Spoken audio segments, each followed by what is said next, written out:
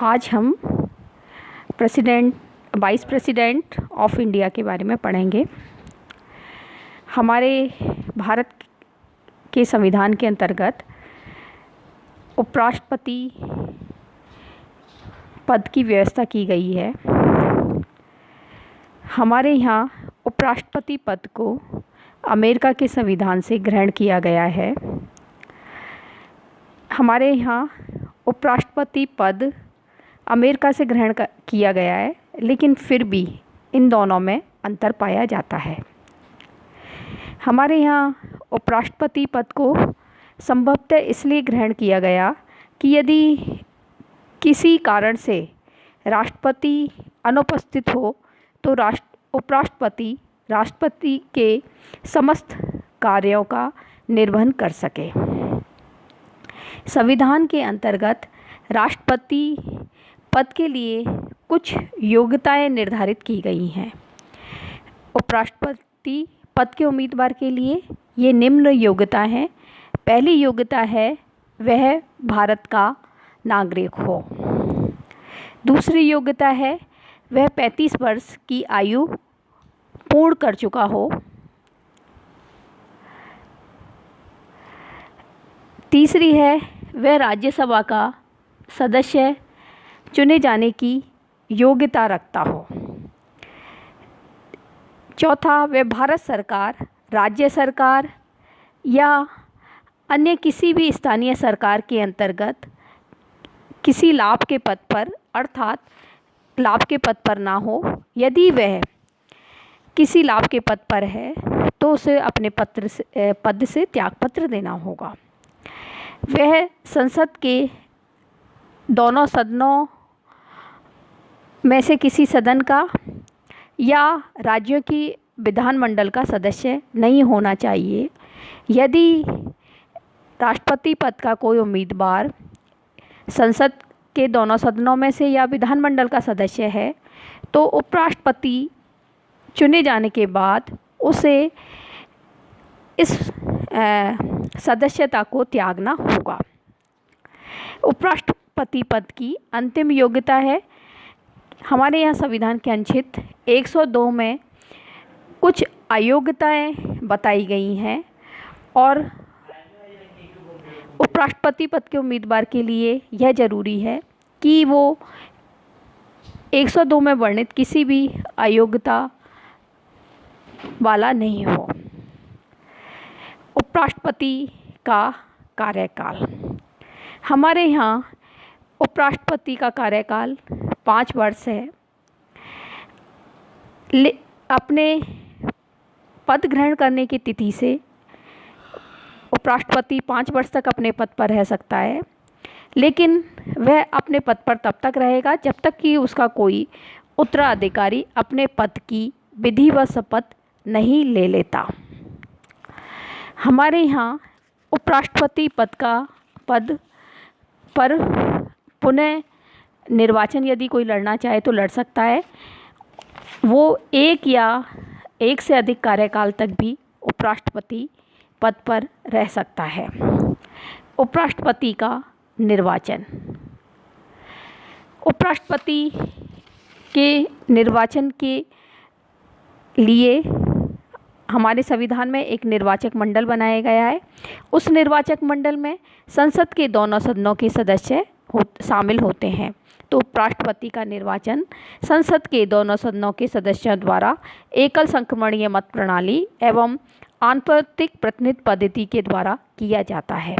उपराष्ट्रपति के चुनाव में एकल संक्रमणीय पद्धति को इसलिए अपनाया गया कि उपराष्ट्रपति पद का जो उम्मीदवार है उसे स्पष्ट बहुमत प्राप्त होना चाहिए।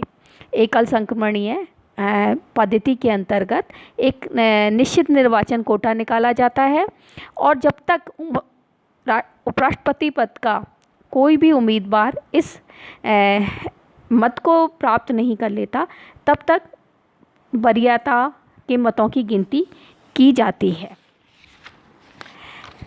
उपराष्ट्रपति को हटाने का तरीका, हमारे यहाँ उपराष्ट्रपति को हटाने का अधिकार मुख्य रूप से राज्यसभा को दिया गया है, लेकिन उसकी पुष्टि लोकसभा के द्वारा होती है। यदि उपराष्ट्रपति को हटाना हो तो उसके लिए आवश्यक है कि राज्यसभा में कोई सदस्य 14 दिन का नोटिस दे। उसके बाद यदि राज्यसभा ऐसे प्रस्ताव को अपने समस्त सदस्यों के बहुमत से पारित कर देती है तो वह लोकसभा में जाता है, और लोकसभा अपने साधारण बहुमत से यदि इसका पुष्टि कर देती है तो उपराष्ट्रपति को अपने पद को त्यागना पड़ता है। लेकिन जब कभी उपराष्ट्रपति राष्ट्रपति पद को धारण करता है तब उसे महाभियोग लगाकर ही उसके पद से हटाया जा सकता है। उपराष्ट्रपति के कार्य एवं शक्तियाँ। हमारे यहाँ संविधान में उपराष्ट्रपति होने के नाते कोई अधिकार शक्ति नहीं दी गई है। उपराष्ट्रपति की जो शक्तियाँ हैं वो 2 रूपों में हैं। एक तो उपराष्ट्रपति राज्यसभा का पदेन सभापति होता है, और पदेन सभापति के रूप में उपराष्ट्रपति को कुछ शक्तियाँ एवं अधिकार प्राप्त हैं। दूसरा, जब उपराष्ट्रपति के द्वारा कार्यवाहक राष्ट्रपति के रूप में कार्य किया जाता है तो राष्ट्रपति की समस्त शक्तियों का प्रयोग उपराष्ट्रपति के द्वारा किया जाता है। उपराष्ट्रपति के कार्य एवं शक्तियों को हम 2 भागों में विभाजित कर सकते हैं। पहला है राज्यसभा के सभापति के रूप में शक्तियाँ। उपराष्ट्रपति राज्यसभा का पदेन सभापति होता है, और पदेन सभापति होने के कारण राज्यसभा की अध्यक्षता उपराष्ट्रपति के द्वारा की जाती है।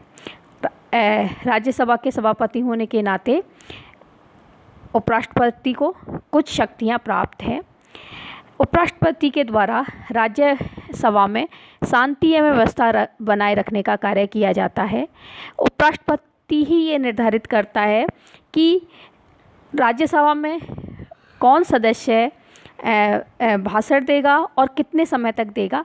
इसका जो निर्धारण किया जाता है वो उपराष्ट्रपति के द्वारा किया जाता है।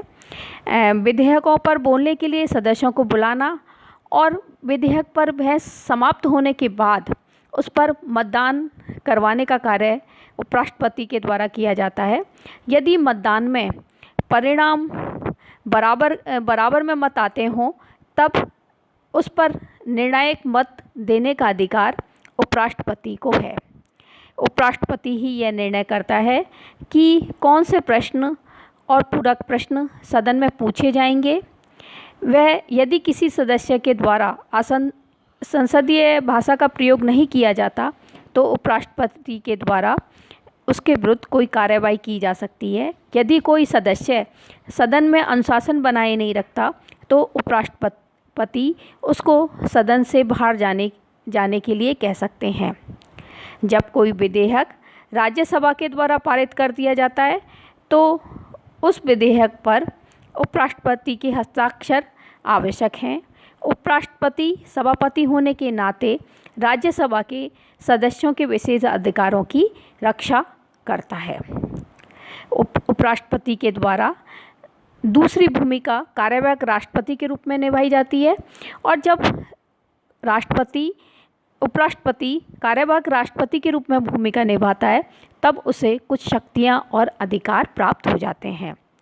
हमारे संविधान के अनुच्छेद 65 के अनुसार जब राष्ट्रपति की मृत्यु हो जाए या उसे महाभियोग के द्वारा हटा दिया जाए या वह बीमार हो जाए अथवा वह अपने पत्र से त्यागपत्र दे दे अथवा किसी कारण से देश से अनुपस्थित हो तो उसके स्थान पर उपराष्ट्रपति कार्यवाहक राष्ट्रपति के रूप में कार्य करता है। जब उपराष्ट्रपति राष्ट्रपति के रूप में कार्यवाहक राष्ट्रपति के रूप में कार्य करता है तब उसे वो समस्त शक्तियाँ और उन्मुक्तियाँ प्राप्त हो जाती हैं जो राष्ट्रपति को प्राप्त होती हैं। हमारे यहाँ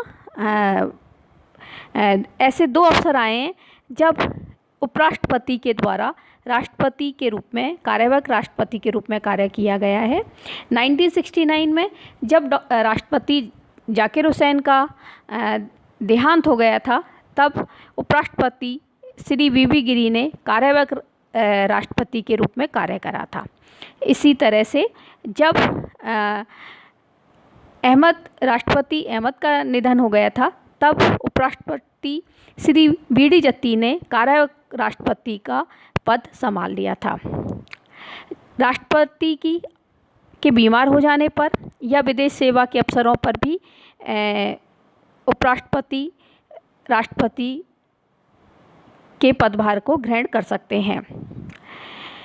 जब उपराष्ट्रपति के द्वारा राष्ट्रपति के रूप में कार्य किया जाता है, तब वह राज्यसभा के सभापति के रूप में कार्य नहीं कर सकते और ना ही उन्हें सभापति के रूप में मिलने वाला वेतन प्राप्त होता है, बल्कि जब उपराष्ट्रपति के द्वारा कार्यवाहक राष्ट्रपति के रूप में कार्य किया जाता है, तब उन्हें राष्ट्रपति को प्राप्त वेतन ही प्राप्त होता है तथा वही शक्तियाँ और उन्मुक्तियाँ प्राप्त होती हैं।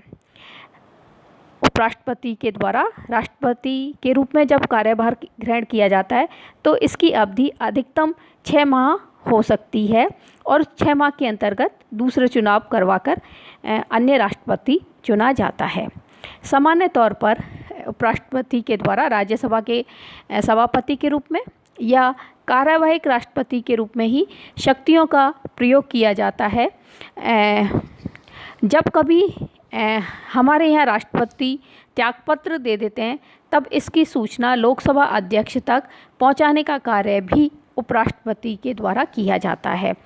उपराष्ट्रपति बहुत सी बार वैदेशिक संबंधों के में भी एक महत्वपूर्ण भूमिका निभाते हैं और अन्य देशों के मध्य और भारत के मध्य वैदेशिक संबंधों की भी एक सामंजस्य या समझौते करने में भी हमारे उपराष्ट्रपतियों की महत्वपूर्ण भूमिका रही है। यदि हम सामान्य तौर पर देखें तो उपराष्ट्रपति राज्यसभा के सभापति के रूप में ही कार्य करते हैं।